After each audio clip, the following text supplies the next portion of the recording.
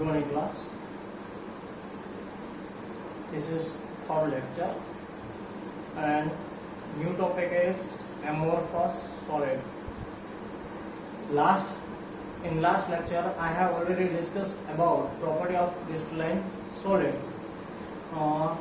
Example also we have discussed. Now we have start second type of solid. It is known as amorphous solid. This solid, it is also known as pseudo solid or super cooled liquid. This is solid, it is not a true solid. Why? What is the reason? We have discussed. And first of all, what is the property of amorphous solid and how we can find? Let us discuss. Okay, let's see on the board. Amorphous solid.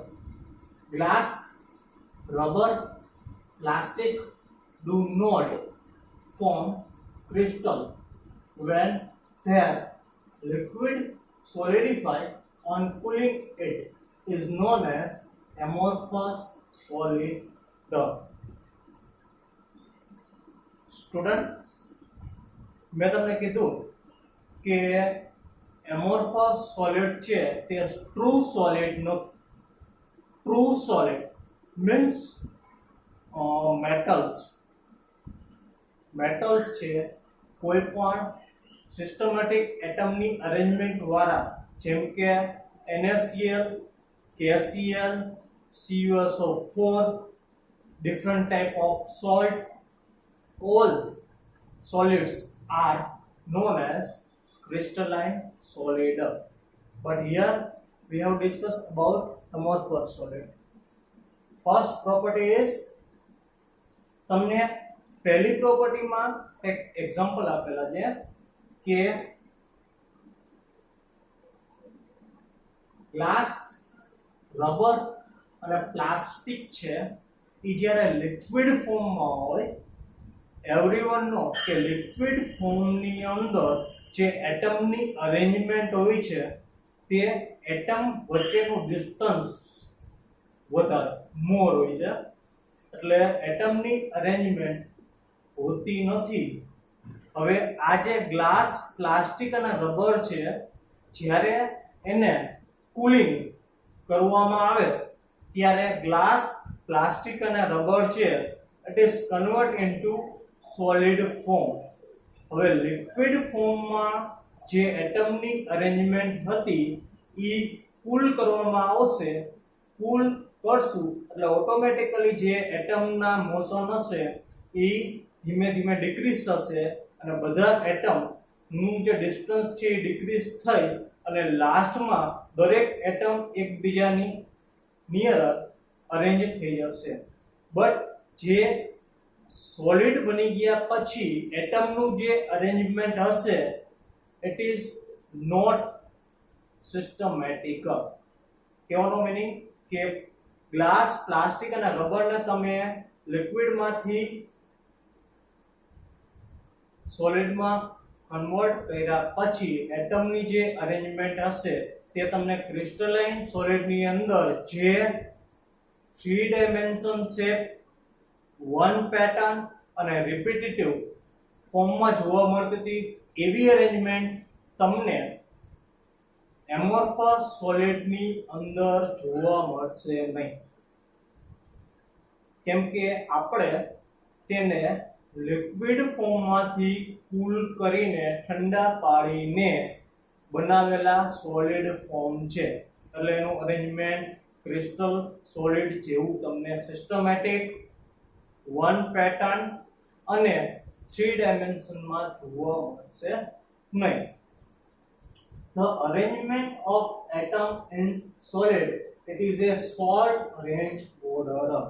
Okay, meaning કે એમોર્ફસ solid ની અંદર તમને એકવાર કૂલ થઈ ગયા પછી જે solid form હશે એમાં એટમની અરેન્જમેન્ટ શોર્ટ રેન્જ ઓર્ડરમાં તમને જોવા મળશે. ઓકે, ક્રિસ્ટલાઇન સોલિડ ની વાત કરીએ તો એમાં શું હતું, બે વચ્ચેનો ડિફરન્સ છે જોઈ લે તો crystalline solid having long range order. Crystalline solid ની અંદર એટમની અરેન્જમેન્ટ તમને લોંગ રેન્જ ઓર્ડર સુધી વન પેટર્નમાં 3 ડાયમેન્શનમાં રેગ્યુલર શેપમાં જોવા મળતી હતી.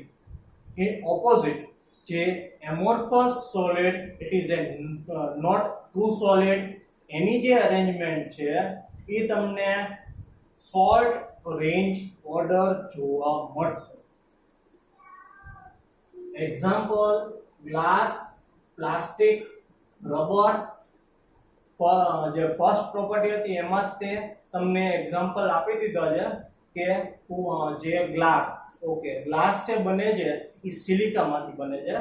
હવે સિલિકા એટલે રેતી. હવે સિલિકા મીન્સ SiO2 ને જ્યારે મેલ્ટ કરવામાં આવે ત્યારે everyone no SiO2 melting form it is transparent form, liquid form. હવે આ જે ટ્રાન્સપરન્ટ લિક્વિડ ફોર્મ ને જ્યારે કૂલ કરવામાં આવે એટલે ઓટોમેટિકલી જે SiO2 ના એટમ્સ મોલેક્યુલ્સ હશે એ કુલિંગ કરતા એની જે અરેન્જમેન્ટ છે ઇનરેગ્યુલર શેપમાં દરેકે દરેક એટમ અરેન્જ થઈ જશે. રેગ્યુલર શેપમાં તમને અરેન્જમેન્ટ જોવા મળશે નહીં.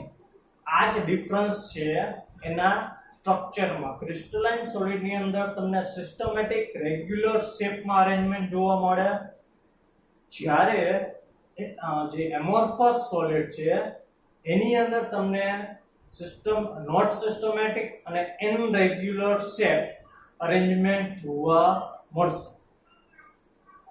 They do irregular shape. Okay, we have discussed. They do not have definite melting point, boiling point, and heat of fusion enthalpy.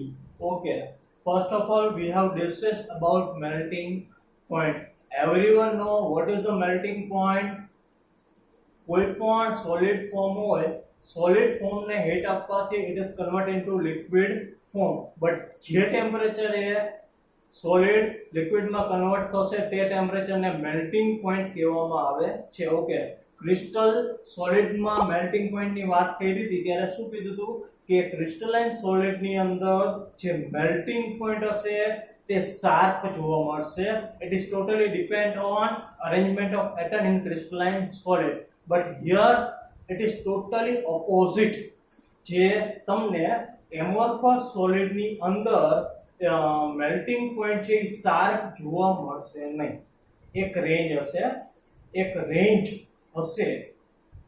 તમને ખ્યાલ ના આવે તો એક એક્ઝામ્પલ આપીને સમજાવું કે કોઈ પણ એમોર્ફસ સોલિડ હશે એને જ્યારે આપણે હીટ આપશું ત્યારે તે પોતે એક્ઝામ્પલ કે 100 સેલ્સિયસ થી તે પોતે મેલ્ટ થવાનું ચાલુ થશે અને 104 સેલ્સિયસ સુધી તે મેલ્ટ થઈ it is totally convert into liquid form. એટલે કહેવાનો મીનિંગ એક રેન્જ, એક એરિયા, એટલે એક જગ્યાએથી ચાલુ થાય અને બીજી જગ્યાએ ટોટલી લિક્વિડ ફોર્મમાં કન્વર્ટ થઈ જાય. એટલે મેલ્ટિંગ પોઈન્ટની અંદર એમોર્ફસ સોલિડની અંદર તમને મેલ્ટિંગ પોઈન્ટમાં એક રેન્જ જોવા મળશે, શાર્પ મેલ્ટિંગ પોઈન્ટ જોવા મળશે નહીં. એનું રીઝન એક જ છે કે એમોર્ફસ solid it is not true solid. The arrangement of atom in amorphous solid it is not systematic,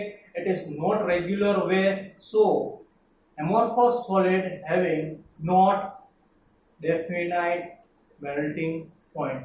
Okay, boiling point માં પણ તમને definite કહેવાનો મીનિંગ શાર્પ બોઇલિંગ પોઈન્ટ તમને જોવા મળશે નહીં. ઓકે, તો તમને ક્વેશ્ચન થાય what is boiling point? Boiling point means કે લિક્વિડ ફોર્મમાં હોય અને તમારે ગેસમાં કન્વર્ટ કરવું હોય તો જે ટેમ્પરેચરે લિક્વિડમાંથી ગેસમાં કન્વર્ટ થશે તે ટેમ્પરેચરને બોઇલિંગ પોઈન્ટ કહેવામાં આવે છે.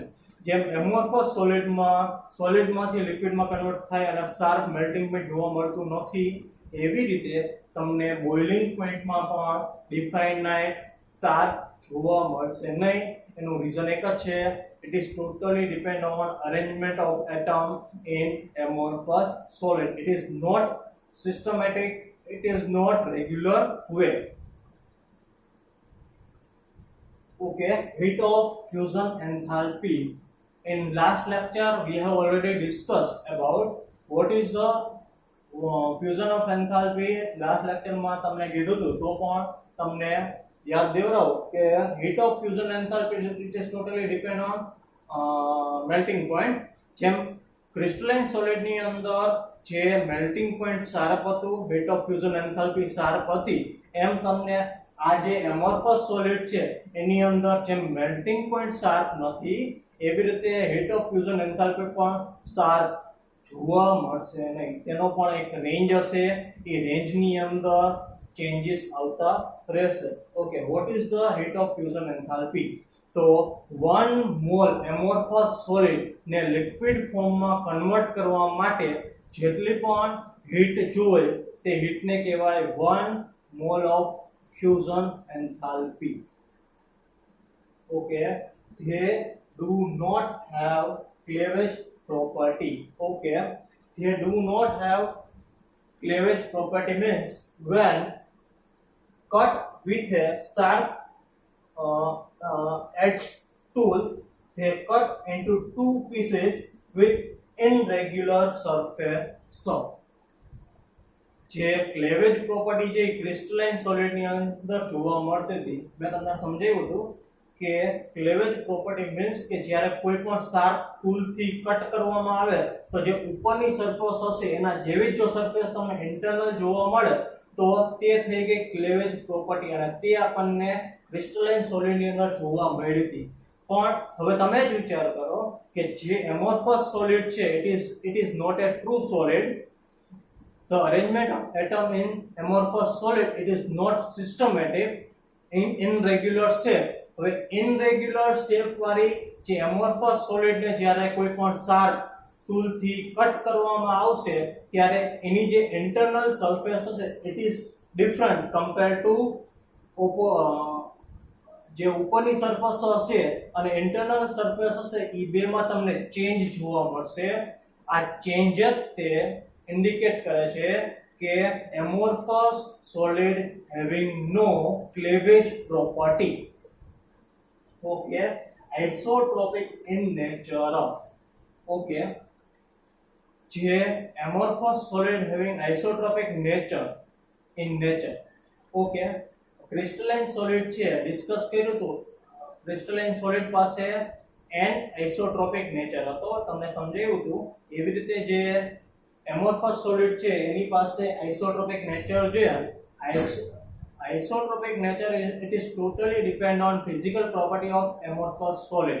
એમાં તમને ત્રણ વર્ડ ઉપર મેં તમને ભાર આપવાનું કીધું હતું કે ત્રણ વર્ડ કયા છે કે જે મિકેનિકલ સ્ટ્રેન્થ, રિફ્રેક્ટિવ ઇન્ડેક્સ અને ઇલેક્ટ્રિકલ રેઝિસ્ટન્સ છે.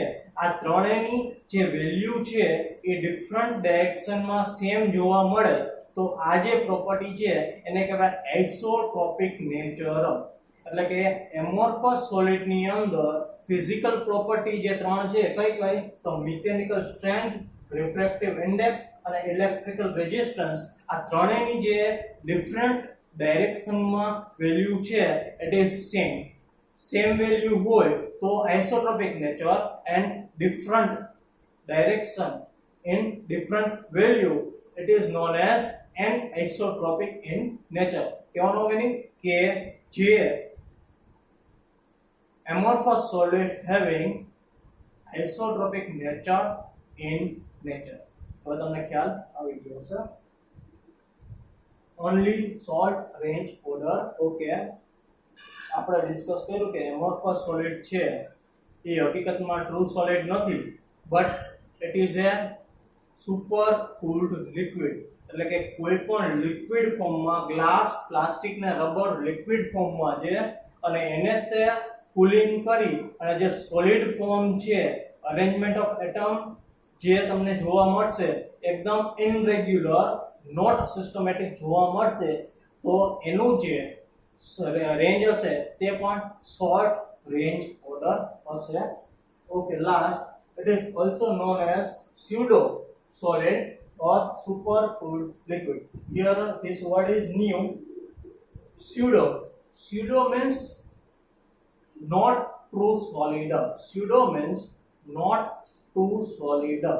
And a super cooled liquid means કે amorphous solid, it is also known as pseudo solid or super cooled liquid.